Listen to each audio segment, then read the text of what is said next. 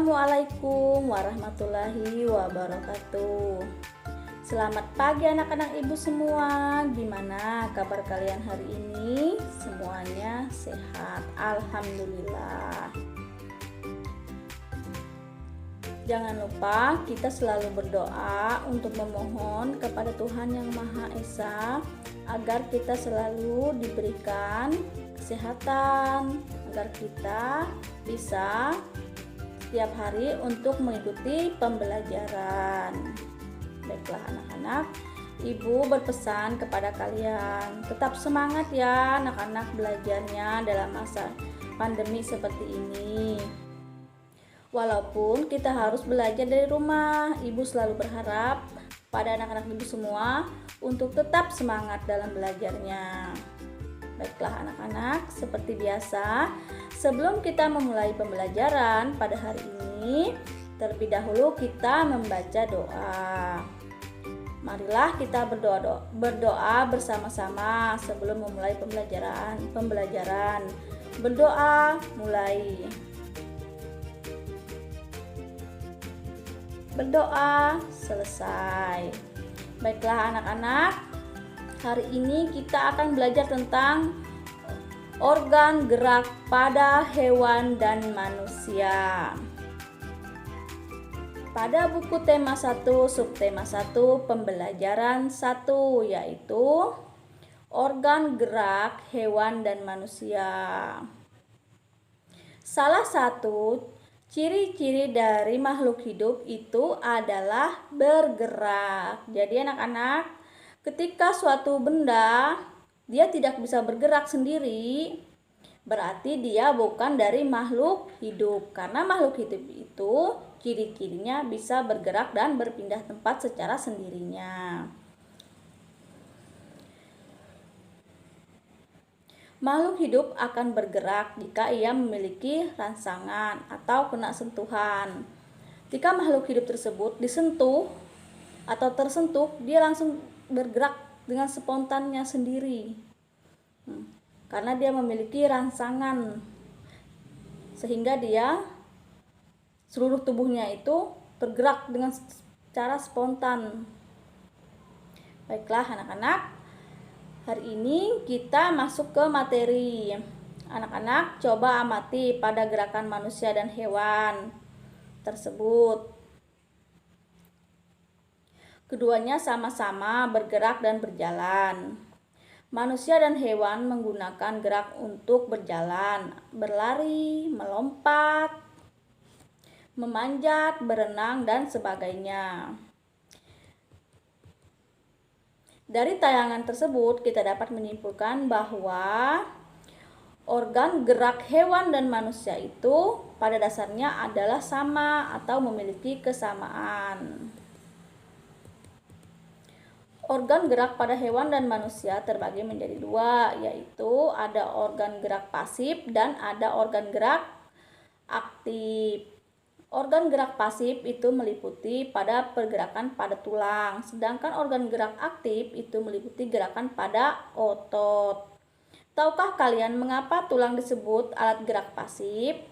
Karena tulang tidak dapat bergerak dengan sendirinya. Sedangkan otot disebut alat gerak aktif karena ototlah yang menggerakkan tulang-tulang tersebut. Jadi tulang dan otot melakukan kerjasama untuk dapat membuat hewan dan manusia dapat bergerak dan melakukan aktivitas sehari-hari.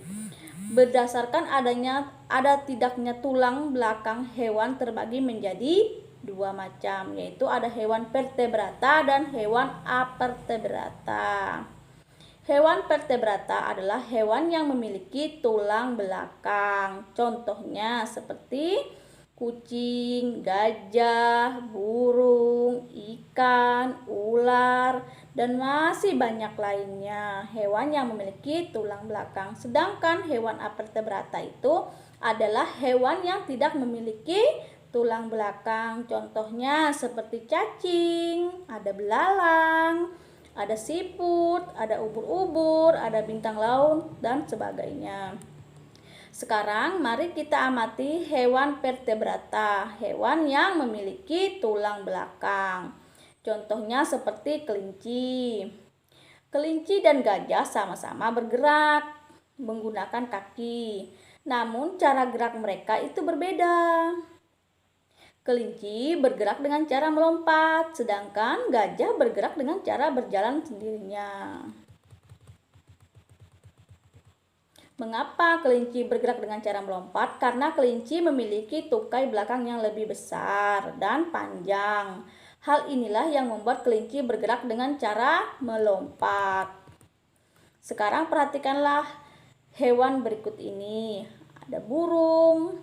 Burung merupakan hewan vertebrata yang bergerak dengan cara menggunakan sayap. Dia memiliki tulang belakang, tapi dia bergerak dengan menggunakan sayap. Burung bergerak dengan cara mengepak sayapnya sehingga dapat terbang di udara, sedangkan ikan memiliki organ gerak berupa sirip. Dia juga memiliki tulang belakang, tapi dia bergerak dengan siripnya dengan cara berenang, yaitu dia hidup di air. Ada ular dan kadal juga. Kalau ular bergerak dengan cara melata, yaitu dengan cara menempelkan bagian perutnya ke tanah atau ke pohon atau ke dinding. Sama halnya seperti kadal tadi.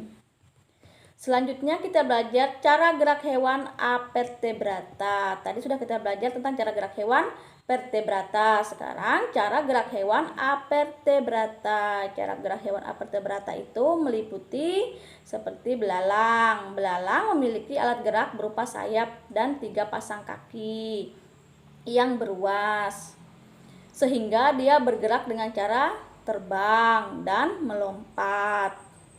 Hewan avertebrata yang bergerak dengan sayap meliputi seperti binatang kupu-kupu, ada lalat, ada nyamuk, ada lebah. Dia bergerak dengan menggunakan sayap, tapi dia tidak memiliki tulang belakang karena dia hewan avertebrata. Cacing tanah tidak memiliki alat gerak seperti kaki dan tangan, namun cacing tanah memiliki otot pada tubuhnya. Cacing tanah memiliki 2 otot, yaitu otot memanjang dan melingkar, sehingga cacing tanah bisa berubah bentuk. Terkadang dia panjang dan terkadang dia melingkar karena dia memiliki 2 otot tersebut. Siput dan bekicot merupakan hewan avertebrata yang bergerak dengan menggunakan otot yang biasa disebut dengan kaki perut. Tahu anak-anak hewan siput? Nah, siput jalannya dia lambat sekali. Binatang laut bergerak di dasar laut dengan cara merayap menggunakan kaki tabungnya. Umbur-umbur dan cumi-cumi bergerak dengan cara menggunakan tentakel. Tentakel adalah organ tubuh yang memanjang dan bersifat fleksibel. Dia kayak lentur gitu di dalam laut. Bisa memanjang, bisa memendek, itu contohnya pada binatang cumi dan ubur-ubur. Baiklah anak-anak, sampai di sini dulu pembelajaran kita hari ini. Sebelum menutup pembelajaran, Ibu selalu berpesan kepada anak-anak Ibu semua agar tetap menjaga kesehatan. Ketika kalian bepergian atau keluar rumah, jangan lupa menggunakan masker, mencuci tangan, menjaga jarak, atau menghindari dari kerumunan-kerumunan orang banyak. Baiklah anak-anak Ibu semua, tetap semangat ya anak-anak Ibu belajar di rumahnya.